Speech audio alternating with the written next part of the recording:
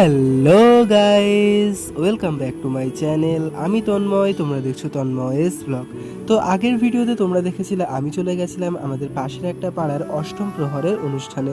তো অষ্টম প্রহরের অনুষ্ঠানের প্রসাদের মেনুতে কী কী ছিল, চলো সেটাই আজকে তোমাদের সাথে শেয়ার করা যাক।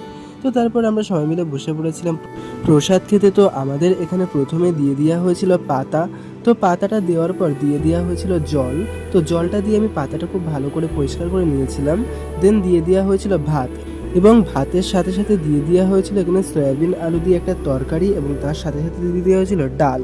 তো প্রথমে ডালটা দিয়ে আমি একটু ট্রাই করেছিলাম, তো খেতে ছিল জাস্ট অসাধারণ। ডালটা সত্যিই খুব ভালো হয়েছিল। তো তারপরে সয়াবিন আলুর তরকারি দিয়ে একটু ভাতটা ট্রাই করলাম। তো সয়াবিন আলুর তরকারিটাও ভালো ছিল। তো এগুলো দিয়ে খাওয়া শেষ হওয়ার পরে আমাদের দিয়ে দিয়েছিল বোঁদে।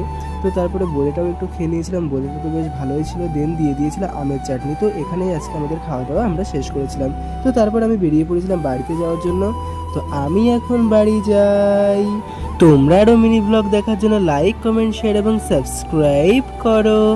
Bye bye.